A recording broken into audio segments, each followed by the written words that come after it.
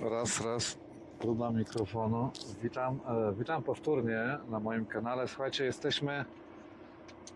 mam tutaj coś z tym kabelkiem jednym, ale dobra, tutaj nic nie zrobię, to nie jest jednak idealne.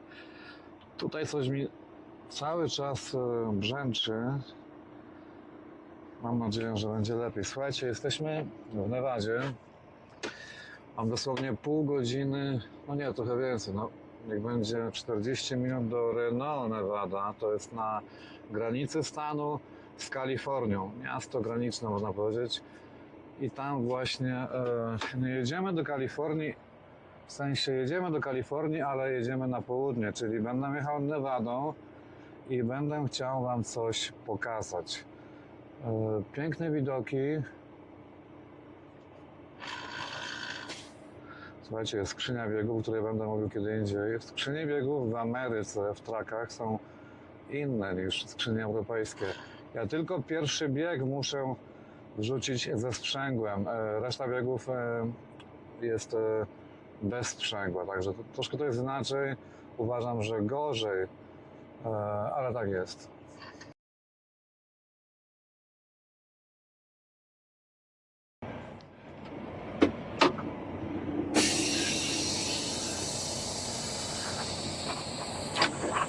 Okej, zalałem paliwo, ponieważ w Nevadzie jeszcze jest tań, mam po $4. To wychodzi taniej dla mojej firmy, bo tam są zniżki itp., itd., ale mniejsza z tym. W Kalifornii już to paliwo będzie po ponad $5, także zawsze zalewam tanki na full. Po prostu, żeby przynieść oszczędności jakiejś tam firmie, bo to jest normalne.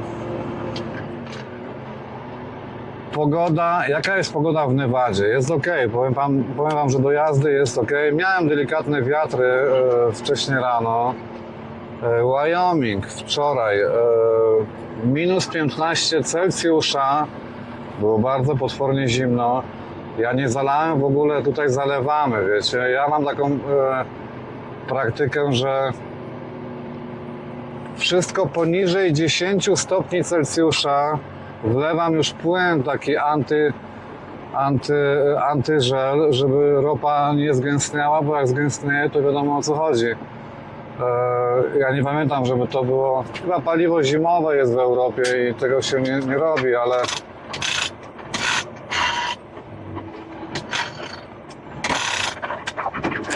ale nie zalałem, bo nie mam tego, mogę kupić, ale mniejsza z tym. Minus 15 było w Wyomingu, aczkolwiek dzięki Bogu nie padał śnieg, bo ten Wyoming, słuchajcie, już nadeszła pora, że Wyoming będzie najniebezpieczniejszym stanem do jazdy.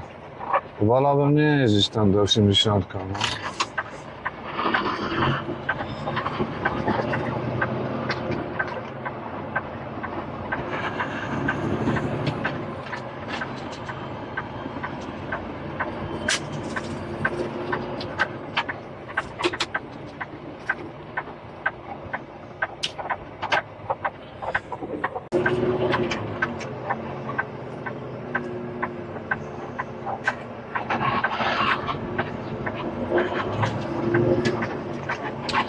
Słuchajcie, ja za dużo o tym miejscu nie wiem, dlatego nie będę tutaj cytował Wikipedii, bo nie ma sensu.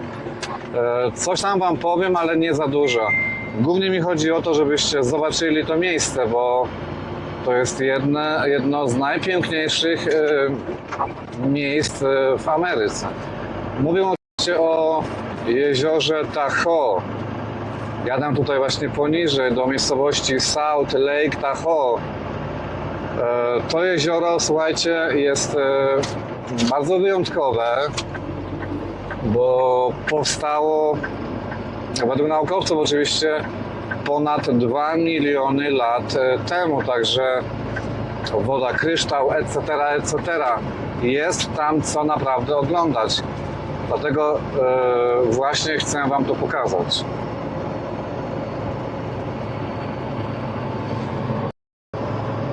Ładunek, który mam na sobie, wiozłem go z Chicago, tam miałem 3 załadunki 2 już zrzuciłem w Salt Lake City, ale doładowałem też, ponieważ zwolniła mi się większa część naczepy, także moja firma mnie doładowała, to jest oczywiste i jadę z tym właśnie, z tym doładunkiem ale spójrzcie dokładnie, gdzie załadowałem, jak jechałem, gdzie zrzucałem i dokąd jadę, ok?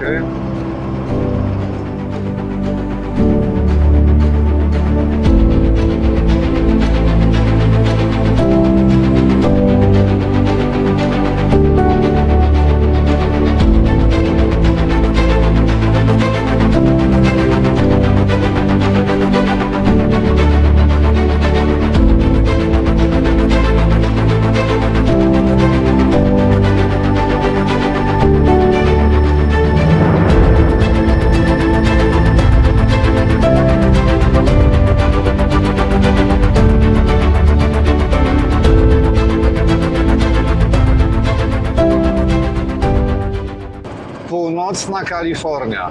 Kalifornia jest stanem wąskim, ale bardzo długim.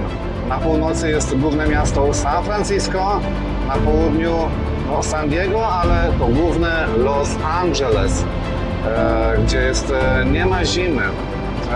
Ale ta zima w Kalifornii oczywiście jest właśnie na północy Kalifornii, ale nie w San Francisco, ponieważ tutaj od Nevady zjeżdżamy z gór. To są oczywiście góry skaliste, ale tutaj te konkretnie góry tam na State Line z Kalifornią jedzie Tesla Truck. To są góry tak zwane Sierra Nevada. Słuchajcie, jesteśmy wysoko, to jest oczywiste, bo góry, tam są takie zimy, jakich nie ma w ogóle w Polsce. Bardzo srogie, bardzo mroźne, dużo śniegu, dużo niebezpieczeństwa, ponieważ są zjazdy. Mówię tutaj o nas, trackerach, ale oczywiście jest pięknie. Jeśli chodzi o przejazdy tamtą drogą, to ja jakoś nie lubię, mnie to nie kręci, ale mniejsza z tym. W Kalifornii Północnej mamy śnieg. Ten śnieg się kończy, ta zima kończy się w momencie zjazdu już do Sacramento. Sacramento już jest niżej położone, można powiedzieć, że jest ok. San Francisco też, tu już jest na wybrzeżu, także nie ma o czym mówić. Z tym, że Kalifornia cały czas pozostaje, w mojej opinii, jednym z najpiękniejszych stanów w całej Ameryce. Także czy śnieg, czy lato, tam jest zawsze pięknie. Słuchajcie, Lake Tahoe i co to właściwie jest? Jezioro. Jezioro i usytuowane dookoła niego miasteczka. Na przykład jak to, do którego jadę dziś, South Lake Tahoe. To jezioro, słuchajcie, tam jest sezon generalnie cały rok. Ale nie, to nie jest tak jak Zakopane, że do Zakopanego jeździmy w zimę, do Zakopanego jeździmy na każde święta, na weekendy, czy w lato. W Zakopanem oprócz krupówek i drożyzny tak naprawdę nie ma nic. Tutaj jest po prostu wszystko. Słuchajcie, sporty zimowe w zimę i wszystko, co jest z tym kojarzone, sporty zimowe, nie będę tego wymieniał. Okres letni, wszystkie sporty wodne, hotele, kasyna, wszystkie atrakcje, wynajmowanie kładów, niekładów. Słuchajcie, full wypas tam po prostu jest. Wszystko, czego można zapragnąć i co powstało w XXI wieku. Tam właśnie jest wszystko dla turystów. Pamiętam dawno temu, nie wiem czy to jeszcze jest, ale tam właśnie nad jezioro Tahoe przyjeżdżała bardzo liczna, co roku, co wakacje, bardzo liczna grupa polskich, uwaga, studentów. Chodziło o te prace, to nie były programy wymiany studentów, bo ja nie sądzę, żeby studenci amerykańscy chcieli jechać do Polski, bo po co?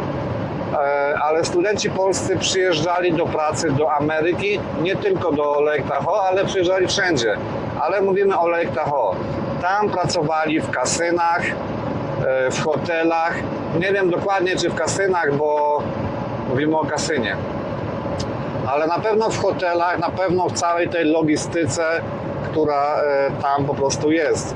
Studenci masowo polscy przyjeżdżali do Lake Tahoe zarabiać sobie jakieś tam pieniążki, duże ja pamiętam, ale pamiętam, że oni zawsze preferowali 2 miesiące pracy, czy to Lake Tahoe, czy gdzieś indziej, 2 miesiące pracy, a później ten miesiąc, bo studenci mają 3 miesiące wakacji, a później ten miesiąc po prostu zwiedzali Amerykę. I w sumie chyba tylko na to im starczało, bo te stawki godzinowe w tego typu pracach, one są bardzo, bardzo niskie. Ja już tutaj nie będę się zagłębiał, że one poszły do góry według stanu i tak dalej, bo to nie o to chodzi, ale generalnie tam dużo pieniędzy się nie zarobi. Tak, żeby sobie po prostu przyjechać, zobaczyć, potem pozwiedzać. No i wracamy do Polski puści jak bębny, no mówiąc krótko i dosłownie, bo tutaj nie ma innego określenia. I to wszystko, ale warto, po prostu ja uważam, że warto, bo jesteśmy w Ameryce, uczymy się pracy, kształcimy się, poznajemy jeszcze ludzi, szlifujemy język, zarabiamy pieniążki, a potem użytkujemy je na zwiedzanie Ameryki, czy to całej, czy to połowicznie, bo całej Ameryki w miesiąc też się nie zwiedzi, słuchajcie, bo to nie jest tak. No, tak właśnie jest nad tym jeziorem. Generalnie mam jeszcze kolejny ładunek, który wiozą z Chicago. On idzie przed samo San Francisco z Lake Tahoe. Generalnie mógłbym wrócić do góry, do autostrady, do 80, do tej co jedziemy i jechać w kierunku San Francisco, ale to jest za daleko. Będę musiał jechać ponad 180 mil taką drogą lokalną po Kalifornii już, co mnie bardzo, bardzo spowolni. A ten fakt sprawi, że prawdopodobnie dzisiaj nie zrzucę tego mojego ostatniego załadunku. Dosłownie przed San Francisco. Nic na to nie poradzę, słuchajcie, to tak jest. I to wszystko. Za 19 minut zjeżdżamy na południe, na miejscowość Carson City i potem tam już się kończyć autostrada jakaś tam, 580. Ja nie byłem w tamtych rejonach, wiecie, nie byłem nad jeziorem, ja przyjeżdżam bardzo często, pewnie już setki razy przez tę okolicę, ale docelowo tam nigdy nie byłem. Także cieszę się, że mam tę sposobność i że dzisiaj tam będę, a wy razem ze mną. Słuchajcie, jeśli chodzi o pracę, to bez zmian oczywiście. Ja ostatnio wracałem z Omaha, Nebraska, czyli 500 mil, jakieś 800 kilometrów. Jechałem na pusto, nie było. Ja tam czekałem w sumie bez mała 2 pełne dni na jakiś tam doładunek, załadunek, na cokolwiek, słuchajcie, nie było. Wracałem 800 km, czyli 500 mil na pusto do Chicago. Tam coś moja firma wymyśliła, także załadowałem. Ale cały czas, słuchajcie, nie jest ciekawie. Ja muszę podejmować decyzję i to w tym roku jeszcze, co odnośnie mojej ciężarówki. Od ponad 3 lat jestem właścicielem samochodu, traka Kenworth W900L, ale spójrzcie, pokażę wam dokładnie, jakiego traka ja posiadam. Ale ten trak już stoi, słuchajcie, drugi rok na parkingu i generuje mi niemałe koszty miesięczne, także muszę się go pozbywać albo muszę w niego wsiadać i nim po prostu jeździć. Ale spójrzcie, co to dokładnie za samochód.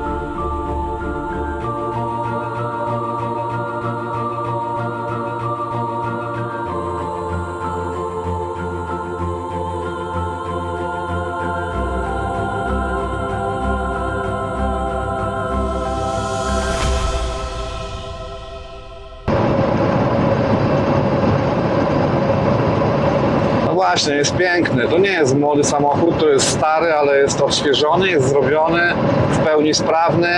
Po prostu bajka. Jest to duży. W tym samochodzie miałem, słuchajcie, prysznic, miałem kuchnię. Ja wszystko w tym aucie wyrzuciłem. Zrobiłem sobie po swojemu, wymieniłem podłogę, mam panele podłogowe, mam nową tapicerkę. Wszystko robiłem sam. Ale co z tego? Samochód drugi rok stoi na parkingu i tak naprawdę to on niszczeje, bo każdy kierowca chyba wie, że jak samochód stoi przez dłuższy czas, to niestety, ale chyba bardziej niszczeje niż auto eksploatowane, także muszę podejmować w tym roku już decyzję. Sprzedaję, nie sprzedaję, szukam na niego pracy. Z tą pracą, słuchajcie, no jest jak jest. Aczkolwiek wczoraj w Salt Lake City spotkałem pewnego gościa z Uzbekistanu. Po angielsku mówił bardzo płocha, ale ja gawarił z nim po-ruski, bo ja uczyłem się języka rosyjskiego dawno temu w szkole. Coś tam mi zostało, no mniejsza z tym. Rozmawiałem z nim, a on mówi, słuchaj, jest okej.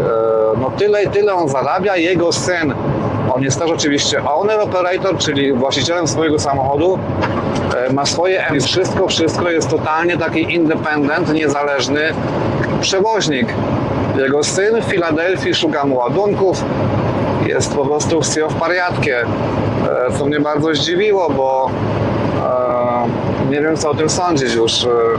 Ja po prostu wiem, że muszę uruchamiać mój samochód albo go sprzedawać. Jaką decyzję podejmę, jeszcze po prostu nie wiem. Ale na razie jedziemy tutaj do Kalifornii i mamy trochę pracy. Co będzie później w Kalifornii, bo nawet jeśli ja będę temu jak pasy fajtają się, on nawet tego, słuchajcie, on nawet tego nie widzi w lusterku, wiecie?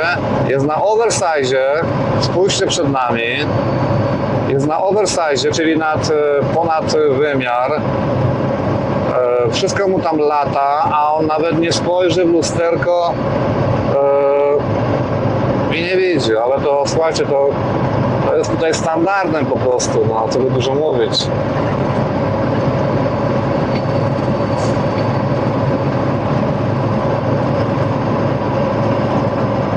Także nawet jeśli ja jutro będę wyładowany już rano, pytanie, co dalej? Czy będzie załadunek, czy nie będzie tego załadunku?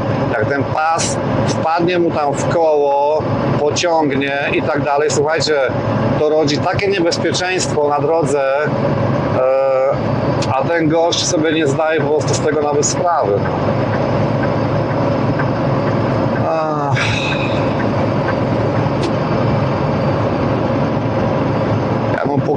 Ja mu pokażę, że coś tam mu fajta się.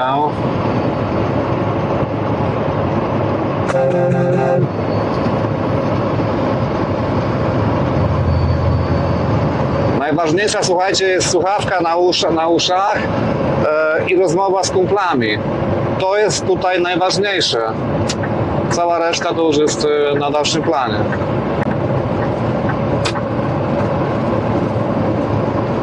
Widoki piękne, spójrzcie.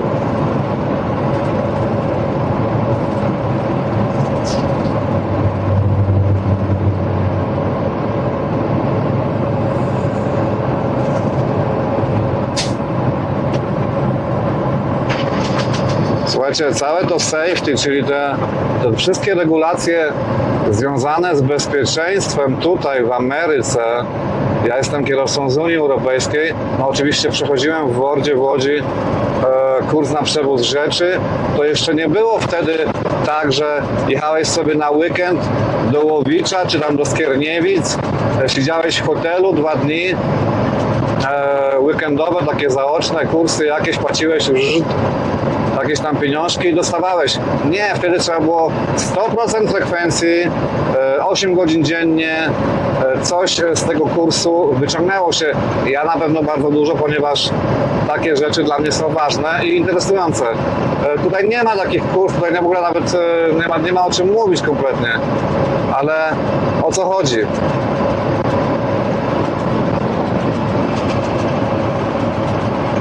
Chodzi o to, że tutaj to bezpieczeństwo to jest tylko tak naprawdę taką proformą, prowizorką. Wszystko jest tylko jako słowo, safety, o Jezu, safety. I tak dalej, i tak dalej. To nie jest tak jak w Europie. Ja uważam, że nie wszystko oczywiście, bo nie wszystko, co w Europie jest związane z transportem, jest mądre. Chodzi na przykład o tachografy. Jeden wielki bullshit, ale to safety, naprawdę uważam, że tutaj powinno być tak egzekwowane, jak właśnie jest to robione w Europie. Bo to się widzi na filmikach na Instagramie, to się widzi na drodze. Te ładunki po prostu spadają jak grzyby po deszczu po prostu. No. Ale to jest właśnie to. Tutaj nie ma szkoleń, nie ma kursów. Tutaj w ogóle nie ma kursów na samo prawo jazdy. Możesz generalnie sobie z internetu wziąć pytania. Jeśli czujesz się mocny w jeździe, w cofaniu itp. itd., to możesz tak po prostu rano pójść sobie na egzamin, na traki i zdać egzamin. To jest przecież w Europie nie do pomyślenia. Tutaj prawo jazdy zwykłe, czyli tak zwane DL, Driver License, to wstajesz rano, pijesz kawę, idziesz na egzamin, bo masz taki kaprys. Ale podobnie jest tutaj właśnie też z ciężarówkami. Do szkoły jazdy, kursy, dramat, po prostu dramat, dlatego tutaj po prostu trzeba uważać na innych kierowców. Ja nie boję się o siebie, ja się boję właśnie tutaj dookoła mnie, żeby oni mi nie zrobili krzywdy. Inni kierowcy, niekoniecznie Amerykanie, bo tutaj jest tyle nacji w Ameryce, że słuchajcie, jesteśmy w stanie Nevada. Nevada, ona jest, ja na przykład tak zawsze kojarzę tą Nevadę z czym? Z kasynami. Kasyna zostały tutaj zalegalizowane już dawno temu, one są po prostu wszędzie, słuchajcie, wszędzie. Ja nie wiem, czy jak nie pójdziesz do fryzjera, to nie będziesz miał w ogóle jednorękich bandytów, bo one są po prostu wszędzie, w hotelach, wszędzie na truckstopach, wszyscy mają tutaj automaty do gier, ale nie zawsze tak było. Ja właśnie nie wiem do końca jak to jest, bo ja wiem, że Las Vegas, słuchajcie, Las Vegas, wiadomo o co chodzi. To miasto powstało już prawie 120 lat temu. Zostało utworzone w takiej nizinie, gdzie tam jest faktycznie, tam jest jakiś ewenement, tam jest zawsze gorąco, zawsze ciepło. To są tam jakieś momenty w roku, że pada deszcz i jest chłodno, ale to są sytuacje bardzo rzadkie. Ale to miasto powstało tak jak Greenpoint w Nowym Jorku powstał dla wszystkich budowlańców, którzy budowali metro, subway, inaczej mówiąc, nowojorski. Podobnie Las Vegas powstało właśnie dla wszystkich budujących tamę Hoovera, która jest nieopodal. To jest potężna budowla, spójrzcie tam na tamę Hoovera.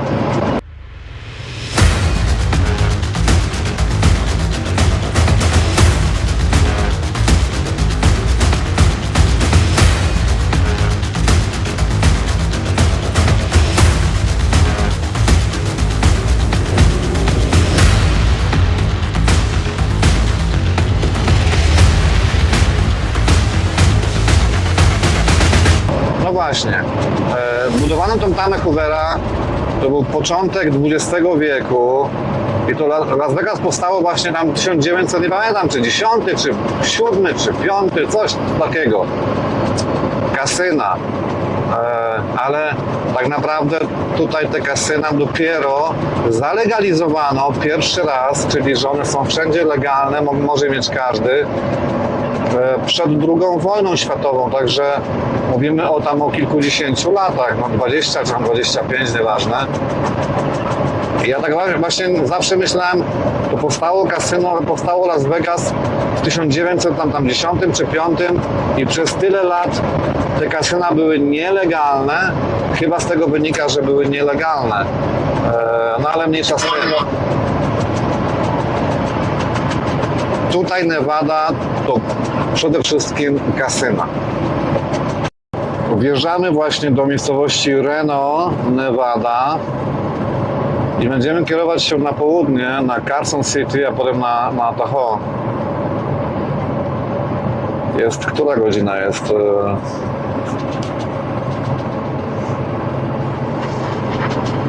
Jest godzina 7:30 rano. No mam nadzieję, że nie będę miał korków. A mniejsza z tym.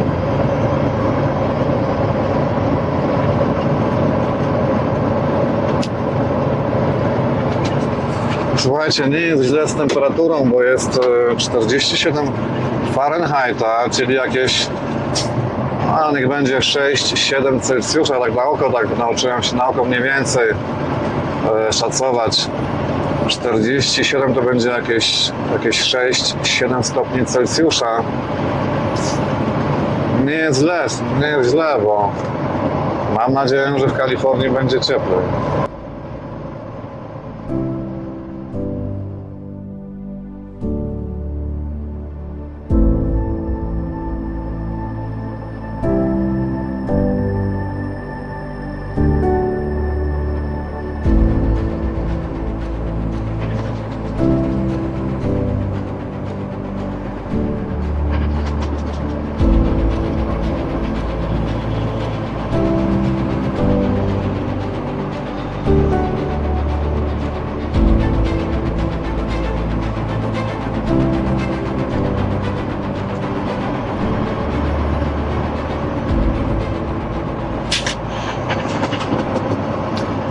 Tutaj słuchajcie, jak już będziemy w Kalifornii, na terenie Kalifornii, bo to jezioro generalnie ono w mniejszej części, nam chyba w 2/3, w 1/3, przepraszam, należy do strony Nevady, a 2/3 należą do Kalifornii.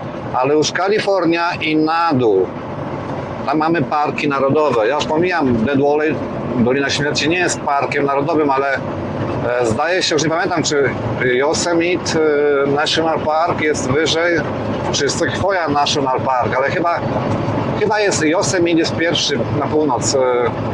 Potem niżej jest, trochę dalej, jest Sequoia National Park w Kalifornii. Słuchajcie, parki narodowe Ameryki. Nie byłem we wszystkich, ale byłem w bardzo wielu. Ale mamy już korki. Byłem w wielu. Między innymi byłem w Sequoia National Park. Absolutnie do samego końca polecam ten park narodowy, ponieważ te drzewa, sekwoje, słuchajcie, ja byłem oszołomiony, wiecie, że te drzewa tak właśnie wyglądają. Tak bez urazy, ale przecież ja mówię, nazywam rzecz po imieniu, ja mówię, to jak jest, tak jak ja myślę. Jakiś tam dąb polski, Bartek, no to jest, wiecie, no to jest takie, no nic takie, no co tu dużo mówić, no sekwoje to są po prostu monumenty, to nawet nie są drzewa. Ja nie wiem, jak coś takiego w ogóle mogło powstać, bo to robi takie piorunujące wrażenie, że naprawdę warto tam jechać. Ale to jest poniżej Lake Tahoe, na terenie Kalifornii. My zjeżdżamy tutaj już za milę. Musimy wpasować, ale z tym nie będzie problemu.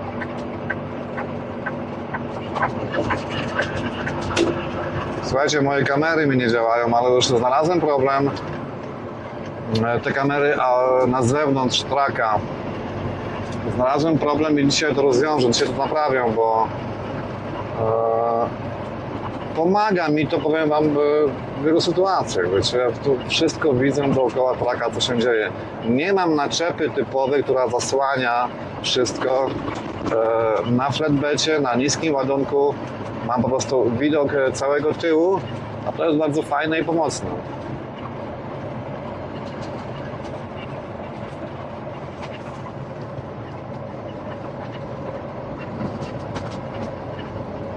Dobra, mamy zjazd na Carson City.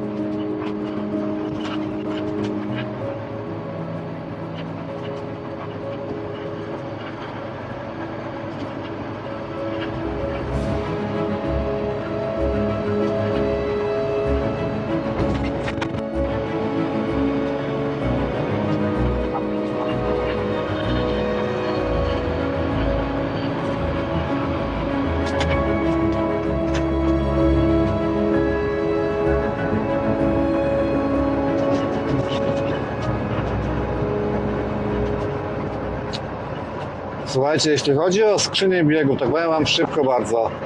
Ruszamy z tego biegu pierwszego. Niekoniecznie to jest bieg numer 1, bo w zależności od tego każdy wie, jaki ciężki jest zestaw. Nie potrzebujemy tego pierwszego biegu.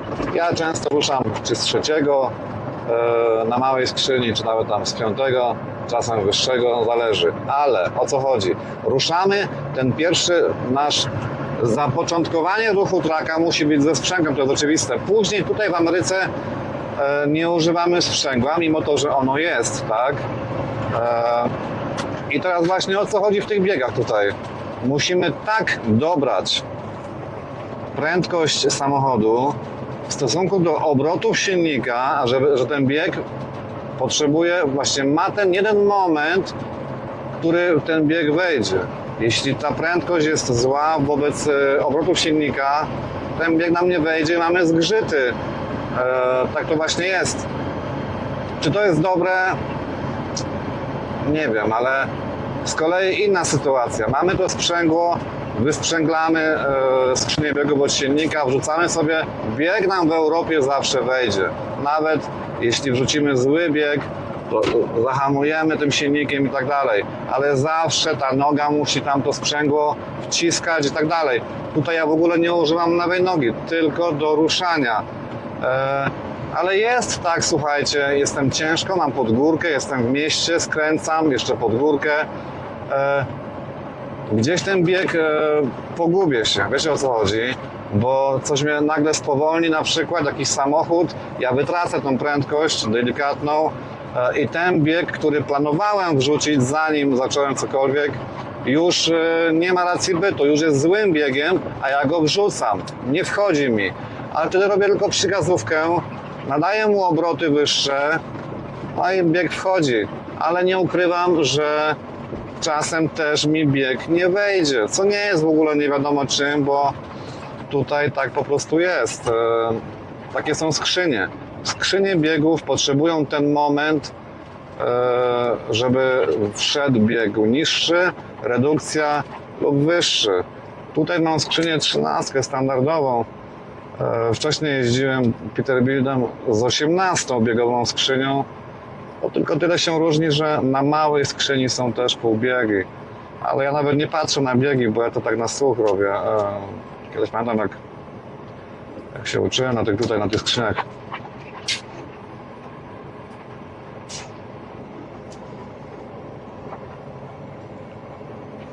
Sprawdziłem na mapie, bo wrzuciłem już destination, gdzie jedziemy, dosłownie nad samo jezioro. Tutaj ta autostrada, w ogóle autostrady w Ameryce, może temu poświęcę inny odcinek, chodzi o powiedzenie wam, jakie one są i tak dalej. Ale tutaj ta autostrada, spójrzcie, ona wydaje się być nową, tak? Na pewno nie starą.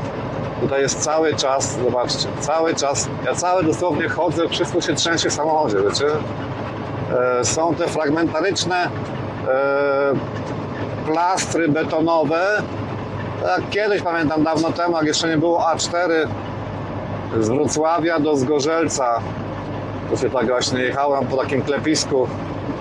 Tu jest właśnie podobnie, a mówimy o chyba całkiem nowej autostradzie.